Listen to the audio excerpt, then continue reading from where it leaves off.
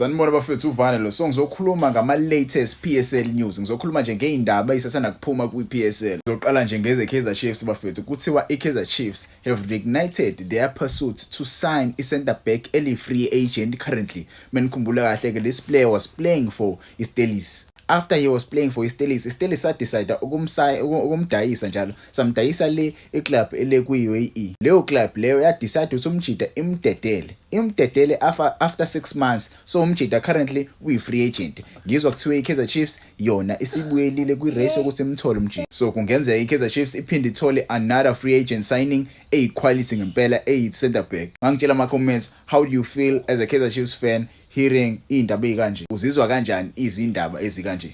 Kuzinye izindaba bafethu eziphumile namhlanje kuthiwa i-Upington City FC isim-announcile ke bafethu uMusa Nyantama. Musa Nyantama bafethu usezoba ucoach omusha. Menikhumbula kahle ke uAbraham Mongoya uhambile amid ama-disciplinary issues with i-Upington. So coach omusha bafethu uMusa Nyantama ulandiwe waba ucoach. Kuzinye izindaba bafethu Orlando Pirates announcile ukuthi umfukeng bafethu ngiyazabe khona bafethu umjida usane injury. Singisaze noma uzodlala yini kwi-game ezodlala kwi-Champions League. But ke umjida kwamanje usa injured beno Van Rooyen same uThapelo Xoli. Umuntu khumbula kahle uThapelo Xoli waba part of ingozi yemoto. So waba injured bafethu umjida. So currently umfukeng asazi noma uzoba khona yini, but ke siyadoubta ngempela as ama-fans, but ke let's hope umjida uzosheshe alulame. Kuzinye izindaba eziphumile namhlanje i-CAF announce ama-CAF Awards bekhipha ama-nominees. So iyona ke national team of the year le ama-country lawa anominatiwe. So nje wanibona nje i-country yokuqala i-Algeria,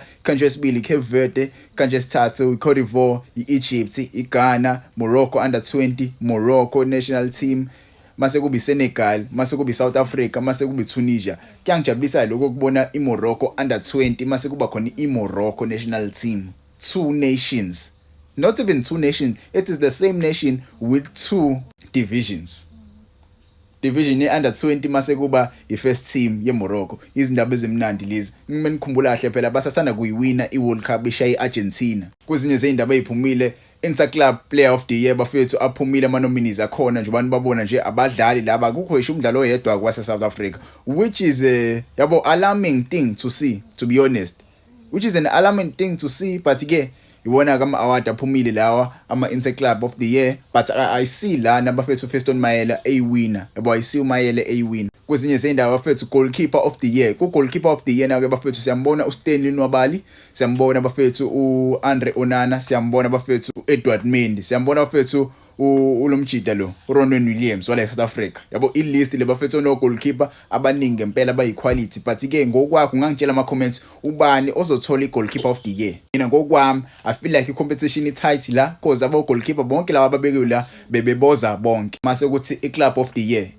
year bafethu nje wabona nje ama-club abekiwe la CR Besoldati siyayibona, Orlando Pirates, Mamelodi Sundowns, Al Hilal, Simba SC, Stelis, Pyramids FC. Ngangitshela ama-comments iyiphi deserve ukuwina, but I see Pyramids walking away with this one. Kwenye ama-nominees i-player of the year bafethu ama-players la amaningi adlala le Europe.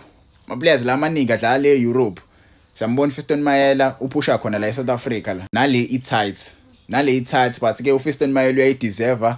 Mohamed Salah, I know Mohamed Salah unayo ithuba lokuthi ayiwine beno Hakimi. Yabo Mohamed Salah beno Hakimi, but ke Fiston Mayele naye kancane. Yabo unalo ithuba lokuthi ayiwine, but ke ngangitshela ama-comments ubani oyideserve. Mohamed Salah for me I think umjida uyena ozoyithola because unaleyo European audience. Yabo unaleyo nto leyo attractor ama-fans ase-Europe uthi abuke kakhulu ibhola la e-Africa. Maybe bazosebenzisa leyo nto asasi, but ke ngangitshela wona ama-comments ubani ozowina la. Young player of the year bafethu nje wabona nje ama-nominees anominatiwe la. Siyambona umbekezeli Mbokazi, with uTylon Smith.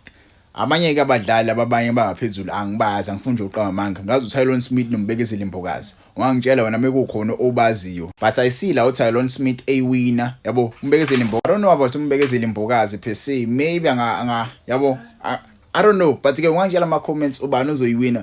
Yabo umbekezeli Mbokazi udlalile, but yabo adlala ngesikhathi esiningi ngaleyo ndlela kuma-CAF competitions. Adlala kwi-CAF AFCON akadlala kwi-AFCON with i-under 20, and ufice Orlando Pirates siyodlala fethu kuma-knockout stages e-CAF Champions League. Yabo so akadlala ngama-games amaningi ngaleyo ndlela. Kwezinye izindaba fethu eziphumile uHakim Ziyech ona 32 years old, usebuyelile ekhaya uzojoyina iWydad Casablanca on a free transfer. Kuthiwa umjida usayine a 1-year deal with iWydad Casablanca. Manikhumbula kahle ke I spoke about i-transfer yalo mjida lo. Ngosikhathi kuyodlala iClub World Cup. uWydad Casablanca yayimfuna impela uHakim Ziyech ukuthi ayojoyina lapha. But ke leyo deal leyo ayibanga khona cause iWydad Casablanca yafela short kuleyo deal. Yabo wayezoyijoyina ngempela iWydad bayodlala kwiClub World Cup. But ke usebuyile umjida useyodlala le Thembinkosi Lorch usethole i-teammates entsha okuHakim Ziyech osayine 1-year deal. Zajabulisa kakhulu ke le ndawo bafethu. But ke ukubuya kwaHakim kubuya kwakhe mhlambe kuyakhomba ukuthi phela sekuyodlala iWorld Cup, sekuyodlala iAFCON. Njengoba kuyodlala iWorld Cup neAFCON kumele ayithole igame time, kumele abulo umdlali loyo. Akasabizwa phela kwiMorocco, so ufuna ukubizwa nje beyodlala kwileague yangakubo. Asazi ke phela ungangitshela ama comments, how do you feel about this move eyenziwe iWydad Casablanca? It's a good move and the player I think umjida nayo ube smart kule deal le. Kwezinye izindaba eziphumile namhlanje imanagement kaAseko T1, imanagement kaAseko T1 okumdlali lo odlalela eMamelodi Sundowns, kuthiwa there are 2 European teams that are interested in his services. 2 European teams afuna ukusayina lo mjida lo. Yesazi ke noMamelodi Sundowns izovuma yini, but ke ithuba nje leli eliyinqayizivele.